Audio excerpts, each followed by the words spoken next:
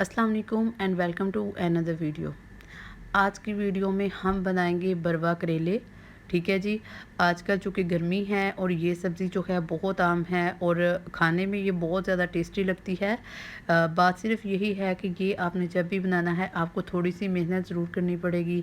ठीक है। और जो चीज़ हम मेहनत करें तो वो ऑब्वियसली बहुत अच्छी होती है और उसको खाने का मज़ा भी बहुत ज़्यादा आता है। तो आज हम बनाएंगे करेले। ठीक है जी। करेले सबसे पहले आपने ताज़े लेने हैं, आपने बासी करेले नहीं लेने जब भी आप इसको बरवा बनाएं। तो करेलों के अलावा आपने ख़ास बात यही है कि आपने इसका साइज़ जो है वो देखना है। इसका साइज़ जो है वो ज़्यादा नहीं होना चाहिए।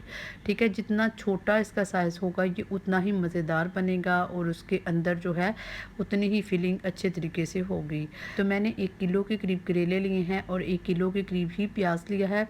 इसके अलावा 4 से 5 अदर टमाटर बड़े लिए। इसके अलावा 3 से 4 अदर मैंने बड़े टमाटर लिए हैं। कुछ छोटे टमाटर हैं वो मेरे किचन गार्डन के हैं। मिर्चें ली हैं 15 से 20। ठीक है। सभी को हम बारीक बारीक काट लेंगे। सबसे पहले आपने दो से तो सबसे पहले आपने क्या करना है, 1.5 कप के करीब ऑयल लेना है। ठीक है जी। और इसमें डालने हैं प्याज। प्याज़ों को आपने क्या करना है, अच्छे तरीके से सोते करना है। ठीक है जी। इसको ब्राउन नहीं करना, ज़्यादा ब्राउन करेंगे तो आपके जो मसाले का कलर है वो अच्छा नहीं आएगा। ठीक है। अब हम इसमें डालेंगे प्याज।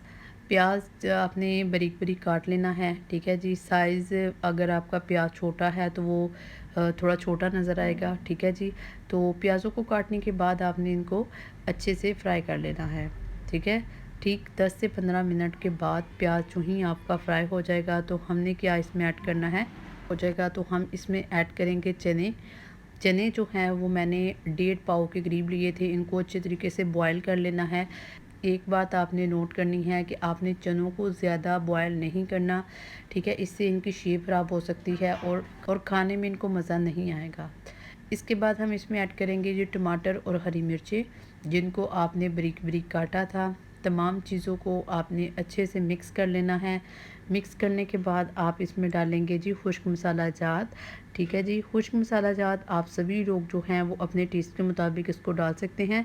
यहाँ पे आपको एक बात बताऊँ कि आपने किसी भी किस्म के गैर ज़रूरी मसाला जात का इस्तेमाल नहीं करना। इससे आपके जो करेलों का टेस्ट है वो इन्हेंस होने की बजाय कम होगा।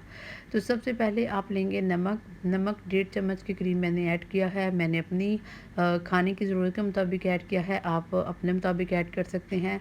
इसके बाद हमने ऐड की है जी लाल मिर्च 1 चाय की चम्मच। ठीक है जी। इसके बाद मैं ऐड करूँगी दरदरा मिर्च 2 चाय की चम्मच। ठीक है जी।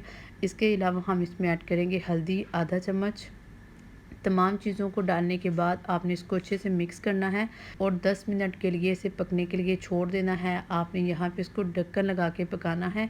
ठीक है जी। ठीक 15 मिनट के बाद आप सालन देख सकते हैं। पहले आपने इसको अच्छे तरीके से भून लेना है। इसके बाद आपने क्या करना है, मसाले को किसी भी बर्तन में आपने निकाल लेना है। इस मसाले को आप करेलों में भी ऐड करें। इसके अलावा इसको बतौर आप सालन भी खा सकते हैं। ठीक है। वो लोग जो करेले नहीं खाते वो जो है वो ये वाला मसाला जो है वो खा सकते हैं। ठीक है जी। मसाले को आपने ठंडा करना है और दूसरी तरफ आपने क्या करना है, करेले लेने हैं। करेलों का आपने क्या करना है, आपने उसको पानी में डुबोना है, ठंडे पानी में, और नमक के साथ उसको वॉश कर लेना है। और वॉश करने के बाद आपने उसको किसी भी छन्नी में डाल के उसको ड्राई करना है। वाटर उनमें से ज़रूर निकालना है। ठीक है। अगर आप उनमें से वाटर नहीं निकालेंगे तो जब आप इनको फ्राई करेंगे तो फ्राई करने के दौरान जो है उनसे पानी निकलेगा। अब 1 बाय 1 आपने क्या करना है, जितना भी मसाला है आपने करेलों के अंदर डालते जाना है। ठीक है। और इनका मुंह जो है वो किसी भी धागे के साथ बांध देना है। अगर आप इसको सिलाई करना चाहते हैं धागे के साथ वो भी कर सकते हैं। अगर आप अंडों के साथ बंद करना चाहते हैं वो भी कर सकते हैं। मगर मैं इसको हमेशा से धागे के साथ ही करती हूँ। मुझे ऐसा करना जो है वो बहुत ज़्यादा पसंद है क्योंकि मेरी अम्मी जो हैं वो भी इसी तरह पकाया करती हैं।